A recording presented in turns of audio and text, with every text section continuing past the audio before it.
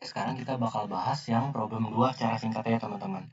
Karena kita buru-buru, jadi kesannya tuh takutnya kalian nggak ngerti. Jadi aku jelasin ulang aja secara sederhana.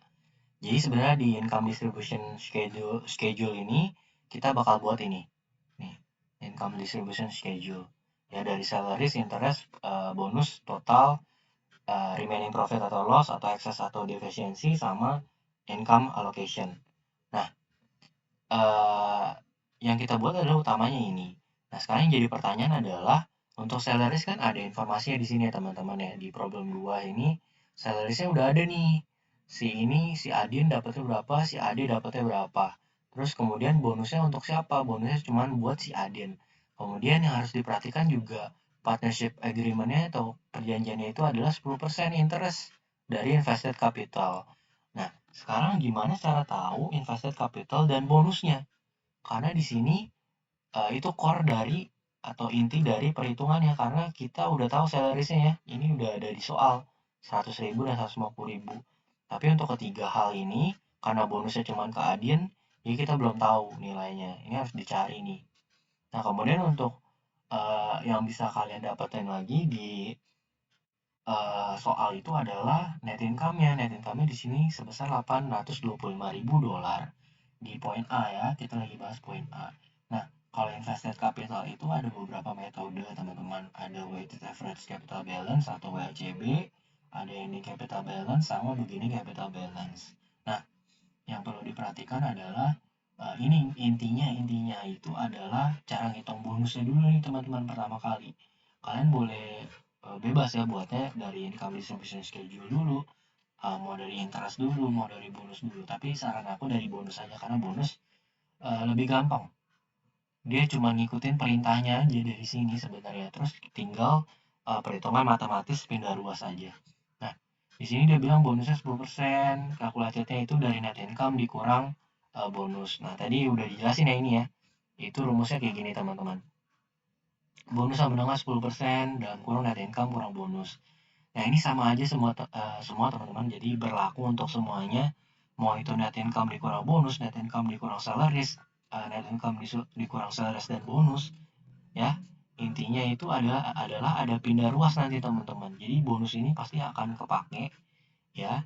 Terus kemudian itu bisa ditambahin juga dengan pengurangan salaries dan lain-lain. Kalau di bagian B kan ada salaries juga ya. Bedanya cuma di persentase. Di poin C ini bonusnya 10% juga dari net income dikurang bonus. Yang jadi pembeda itu adalah net income-nya. Di sini juga di poin B net income-nya, di poin A net income-nya. Pembeda antara poin A dan poin C adalah di net income-nya. Pembeda di poin A, C dengan B adalah di bonusnya itu berapa persennya. Nah, untuk interest itu tetap sama 10% untuk ketiga metode WACB, Any Capital Balance, dan begini Capital Balance. Untuk interest yang agak menyulitkan itu di WACB. WACB harus buat tabel kayak gini teman-teman, buat Adin maupun buat si Ade. Ini tadi aku udah jelasin di kelas ya. Ini DT ini mengikuti aja dari T account-nya capital si Adin.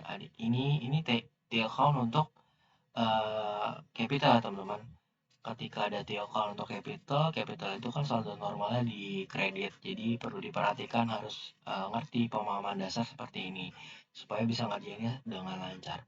Nah, di ini dari 1 Januari ke 3 April ada penambahan ya ini kumulatif. Ini tadi aku udah jelasin juga ya. Semoga kalian udah ngerti. Jadi aku nggak perlu jelasin lagi. Kurang lebih ini ada date, ada increase, ada kumulatif capital, ada fraction sama total. Jadi date ini dari tanggal 1 Januari ke 3 April, ini 3 April ke 31 September, 31 September ke 31 Desember. Nanti di pertama kali ini belum ada increase-decrease ya karena memang kapital pertama kali itu yang diinvestasikan adalah sebesar 100.000. Kemudian juga di 3 April sampai 31 September itu kan bisa kita lihat di account-nya itu 75.000 bertambah karena di kredit. Kemudian kalau yang terakhir 31 September di debit sebesar 25.000 artinya jadi pengurang. Nanti dapat kumulatif capital yang ini kumulatif capital ini yang pertama ya 100.000 dapatnya dari account, ini 175 dari 100.000 ditambah dengan increase-nya itu 75. Dari 150.000 ini juga sama, mengikuti aja ya, menambah atau berkurang. Untuk fraction-nya ini tinggal dihitung ya 1 Januari ke 3 April berapa, 3 April 31 September, terus dari 31 September ke 31 Desember berapa. Nanti tinggal dikali dari kumulatif capital dikali sama fraction-nya. Dapat WACB-nya berapa, jangan lupa kita kali dengan interest karena ini masih sifatnya invested capitalnya secara rata-rata tertimbang itu adalah 150.000, sedangkan ada interest sebesar 10% dari invested capitalnya yaitu 15.000. Nah ini berlaku juga untuk AD ya teman-teman. Untuk si AD ini namanya AD itu juga sama pengerjaannya, jadi untuk WACB seperti itu agak sulitnya di situ aja. Kalau udah tinggal dimasukin 15.000 ini sesuai ya, terus 75.000 ini bonusnya juga dimasukin, tinggal jumlahin ke kanan di total, terus kemudian hitung dulu totalnya teman-teman ya, jangan hitung ininya dulu nih di bagian tengah, hitung totalnya dulu. Tadi net income-nya juga udah dapat 825, ini juga udah dapat semua ya, ini 3 udah dapat, tinggal jumlahin, ini tinggal diselisihin. Nah kalau udah dapat 470 kita bagi sesuai dengan perintah di soal. Perintah di soal kan remindernya atau eksesnya itu dibagi adin sama ad 6/4. Berarti kalau adin 6/10 kali 470, kalau si ad 4/10 kali 470. Jadi kalau ini tinggal ditotal dari atas ke bawah, ini total dari atas ke bawah. Terus nanti income allocation-nya juga di total atas ke bawah, ini juga yang buat ad dari atas ke bawah. Nanti kalau dijumlahin nih, ini 2, nanti dapat 825. Di sini 825 ya, di sum ini bawah. Nah, itu berlaku untuk semua dari bagian A, B, dan C. Yang membedakan apa? Yang membedakan adalah, ini ada journal entry juga jangan lupa ya. Karena dia dilihat income distribution schedule-nya ini adalah income, jadi udah pasti ini akan menambah capital si kedua orang ini, partner ini, Adin sama Ade. Nah, debitnya itu tinggal income summary. Di bagian B dan bagian C itu sama aja teman-teman, buat income allocation schedule juga.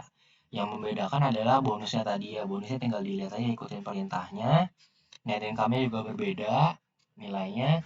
Yang membedakan mencolok itu adalah ending capital ini. Jadi dia ada yang sifat ending capital balance setelah dikeluarkan atau dikurangi dengan salaries. Kalau di bagian B ya, jadi ini ending capital balance-nya dari Adin kan ending capital balance-nya adalah 100.000 ditambah 75.000 dikurang 25.000. Di sini ya sesuai dengan formulanya. Terus dikurangi sama salaries-nya. Salaries-nya itu adalah 100.000 ke Adin. Untuk Adi juga sama.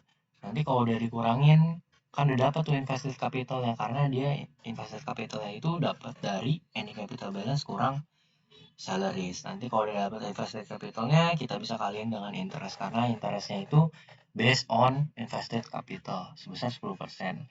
Untuk AD sama aja gitu ya, untuk bonus sama aja, tinggal masukin, tinggal perhitungan manual aja teman-teman pakai kalkulator. Journal entry-nya masih sama karena dia masih income ya, masih untung gitu, ada pembagian pendapatan.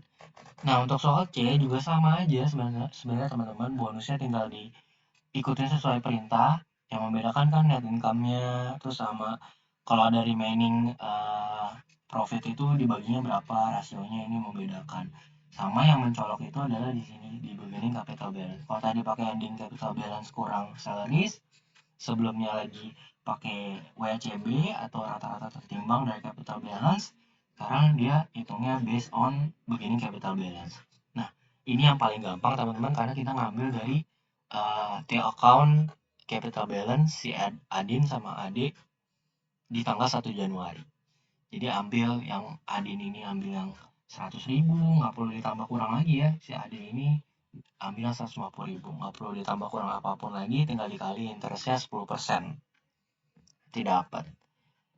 Bonusnya tinggal ngikutin aja, jurnalnya juga sama aja, karena di income distribution schedule di soal C masih positif. Itu kurang lebih di problem 2 itu secara singkat dan aku rasa cukup jelas ya untuk dimengerti.